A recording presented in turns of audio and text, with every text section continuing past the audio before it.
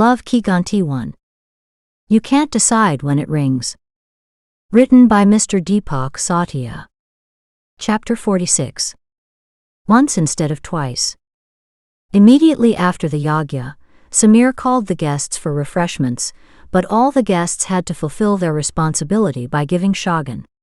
Therefore, a colleague of Chief Pandit Ji took the mic and explained to everyone what the system of giving shagan is. Everyone was irritated to hear that the hosts had no interest in their shagan. Money has corrupted the minds of Ramkali's sons. Everyone said this in the beginning. After that, people understood that shagan would not be returned and would also be donated to charity. Then many people reduced shagan's money.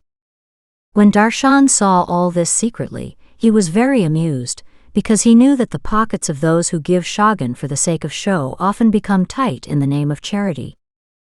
There were some people in that function, like Raju's father, who doubled shagan's amount when he realized that the money given by him would employ widowed women.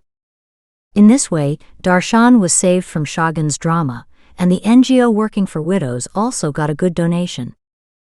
After the donation program in the name of shagan was over, it was time for refreshments, but before that Samir arranged the Milni ceremony. Samir had to do something so that he could please his Ma Ji. The pundits made the relatives of both families stand in 2 rows facing each other, according to the list that Samir had given them. People were standing in front of the stage, while waiters were standing behind it carrying packets of clothes. Apart from the 2 main families, the main pundit was also standing on the stage with the list. Please come on the stage along with the family of Taya, uncle of the bride and groom. When Chief Pandit Ji said, some people came forward. Darshan introduced his Taya's family, and Sunita introduced her Taya's family. Both Taya's families met each other. Pandit Ji started reciting mantras, and Ramkali gave expensive clothes and the envelopes of shagan which the waiters had handed to her, to all the Taya's families on both sides. After that, Sunita's family also gave shagan and clothes to both Taya's families. Although Darshan had clearly refused to do so, Sunita's family also had to fulfill their worldly duties. After that, Chacha's family uncle, Bua's family aunt, Mama's family maternal uncle, and Massey's family aunt from both sides kept coming forward. Everyone's milni took place in the same way, and everyone got the same shagan and clothes. Samir made his mother happy by giving very expensive clothes and good shagans to all the relatives on both sides. Bet you he will still find fault. When Darshan told his family, everyone laughed. I don't care about them. I am worried about your Pitaji. His sons maintained the same dignity with which he lived. This is enough for me, Ramkali said, getting emotional, and placed her hands on the heads of both the sons.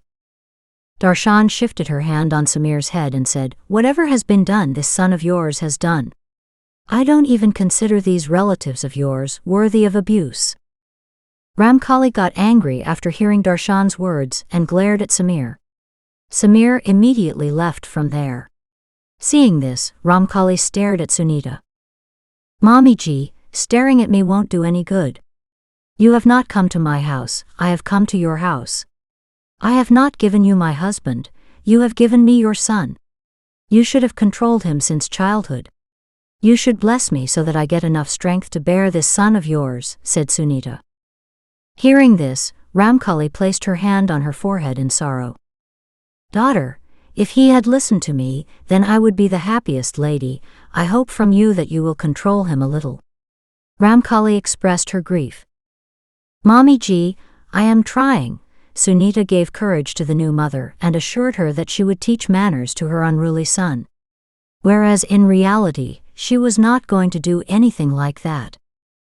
Both Samir and Sunita knew that Darshan was not even 1% wrong. The dance program started. There was no one on the dance floor except the children. All of them were sitting at the tables with fake smiles on their faces, looking at the pride of Darshan and his family with sidelong glances and getting irritated. The DJ was the same as last time, but today he too was not enjoying it. Ignoring everyone, Sunita was enjoying the party, but Darshan was repeatedly checking the time on his mobile. Sunita understood very well that if her husband did not get a break from that environment, he could explode like a bomb at any time. So he called Raju and said that the opportunity was right to talk to him. Raju also had no desire to come to this function, but the desire to tell the truth to Darshan Bhaiya had brought him there. Sunita had thought that Darshan was already in a bad mood, so hearing Raju's words would make his mood worse, but an extra day of Darshan would be saved from getting spoiled. She knew very well how much love Darshan had for Raju. Raju tried to end the matter by giving a summary of his story, but Darshan was not going to leave him like this. You had promised that you would make me happy by progressing, but you? Tell me everything in detail, Darshan said while staring at Raju and controlling his anger. Sunita was keeping an eye on her husband with oblique eyes. She was ready to appease her husband's anger. Raju bowed his head and started narrating his story. As long as it seemed to be about the girl, Darshan was tolerating Raju's story, but as momentarily as the young monk was mentioned, his mood worsened. Brother, by using intoxicating chemicals, these sadists show the common people things that are not actually there. How did you fall into their trap? Darshan said while clenching his fist. Bhaiya, he has saved my life and he did not ask for anything in return. Tell me further, Darshan said, interrupting Raju. Raju understood that Darshan was sure that Raju, who had fallen under the influence of sages and saints, could not be talked to at the moment. So Raju told his entire story. So you are not going to university because you will meet that girl there, Darshan said, understanding. Raju felt embarrassed and nodded yes. Did you meet her again and apologize? Darshan asked. No, Bhaiya, how will I approach her? Raju replied almost tearfully. This is also correct. This means that your remorse is not allowing you to go in front of that girl. That means you also don't have faith in that saint like me. When Darshan spoke while thinking, Raju was shocked. Bhaiya, it's not like that. All the words of that sage are true. After meeting her, I feel like I have learned a lot. Raju replied seriously, holding back his tears. Young brother, you can fool yourself but not me. Let me explain to you. The sage had clearly told you not to let yourself feel remorse, because remorse holds you back. And you are doing what was forbidden. It clearly means that you do not believe what he says. Raju was stunned when Darshan said this with a smile. Raju did not know that Darshan was explaining to him in that manner the information which had been implanted in Raju's mind due to the sage. Darshan did not trust the monk, but Raju did. So he was helping Raju using the same information. At first glance what you say seems right, but it is not true.